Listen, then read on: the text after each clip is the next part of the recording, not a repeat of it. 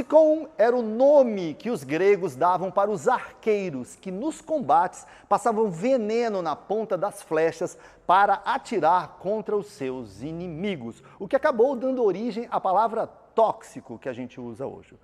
Mas e quando quem lança essas flechas cheias de veneno é o próprio líder? Marcelo, o que é e quais são os perigos da liderança tóxica? Legal, cara. Olha, eu não sabia da origem da palavra, juro pra você. Apesar não que eu seja especialista em tóxico. Mas pelo menos em etimologia você deu um show, cara.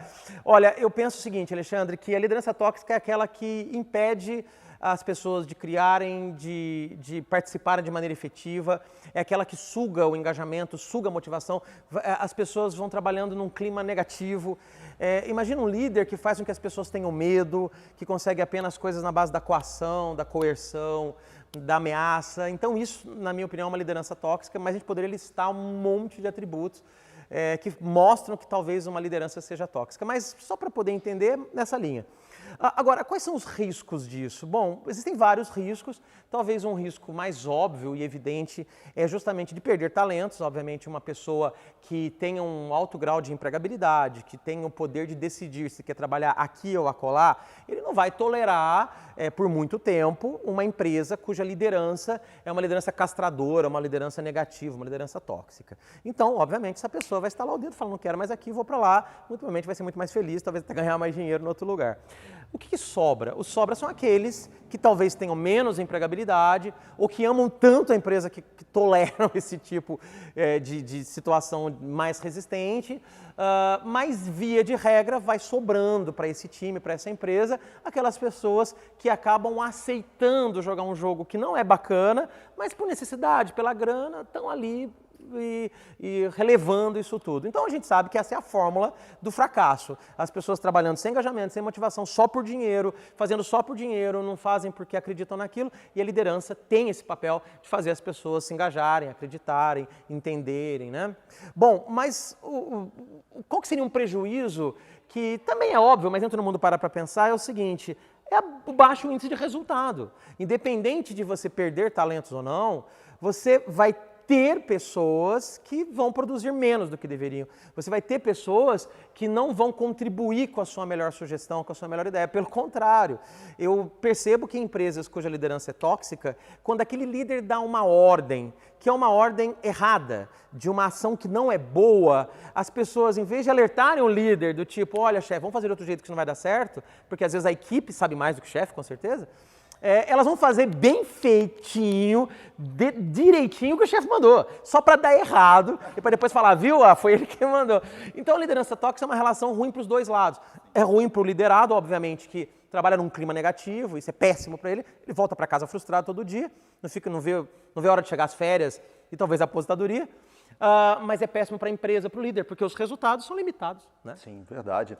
E você tocou num ponto importante, eu acho que a liderança tóxica, ela pode ter um efeito devastador, né? Tanto no emocional das pessoas, que as empresas podem perder bons talentos, quanto nos resultados da empresa, né? Falando em resultado, acho que eu vou trazer aqui polêmica, vou apimentar esse debate, né? Mas e quando o líder tóxico traz resultado para a empresa? Aí já começa a ficar complicado, porque é fácil. Ele é tóxico e não traz resultado, demite. Ele é tóxico, mas traz um monte de resultado. Eu sabe que eu gosto de ler e gosto de tênis, né? E eu li a biografia do Rafael Nadal, que é considerado um dos melhores tenistas da história, e quando você termina a biografia, você descobre que ele foi treinado desde criança pelo tio dele, o Tony Nadal, e o tio submeteu o menino, o Rafael, a um nível de rigor, de disciplina, uma coisa assustadora. Você termina um livro falando, meu Deus, esse tio foi um monstro, né? E quando as pessoas veem o Rafael jogando em quadra, o Rafael Nadal fala, gente, ele é um monstro, no bom sentido. Ele tem uma garra, uma vontade de vencer, sabe? Um coração, sempre acredita, nunca desiste. Ele tem uma ética, sabe? Do campeão, do esportista. E fora de quadra, ele é ético, ele é humilde, entendeu? Tanto que a família tem uma relação muito ambígua com o tio Tony Nadal, uma relação de admiração e respeito pelo grande campeão que ele foi capaz de forjar, entendeu? E ao mesmo tempo um mal-estar com os episódios que ele fez com o menino. Então eu acho assim, qual que é o limite? O da Steve Jobs, né, da Apple, também foi um líder com características tóxicas, que conseguia extrair o melhor das pessoas, produzir grandes produtos e talentos, mas talvez à custa do emocional das pessoas. Então acho que a lição que isso deixa, em primeiro lugar, é Um líder que te empurra, que cobra de você, que tenta extrair o seu melhor, não necessariamente é um líder tóxico, entendeu? Um líder que não te empurra para o abismo, te empurra para frente, né? Não necessariamente, mas existem limites sim. Existe um limite em que a cobrança, em que o push vira tóxico. E tudo tem limite, inclusive a liderança, né? Só para voltar àquela coisa dos gregos, né? Do arco, né? Toxon era o nome do arco, né? E sabe como é que era o nome do veneno que ele colocava na flecha? Fármacon, que acabou dando origem a fármaco, remédio. Ou seja, a dose faz o veneno, né? E isso vale inclusive para a liderança, eu acho. Então tem um ponto que é papel do líder querer extrair o seu melhor, mas hoje em dia a gente tem que aprender que existe limite para tudo, né? Pô, cara, legal isso aí. E você estava falando aí do Nadal, eu lembrei do pai do Michael Jackson, que pelo menos quando você assiste documentário sobre a vida dele, deixou alguma sequela no comportamento e personalidade do Michael Jackson. Então, assim, não tem uma regra, mas eu acho interessante você dizer isso. Não é porque a pessoa é dura, ela é incisiva, que ela é tóxica. Até porque os líderes também são cobrados e eles também precisam entregar resultado. E é assim que eu gostaria de terminar. Uma vez eu vi uma frase que diz assim, entregar resultados é importantíssimo, porém nós não podemos entregar resultados deixando rastro de sangue pelo caminho.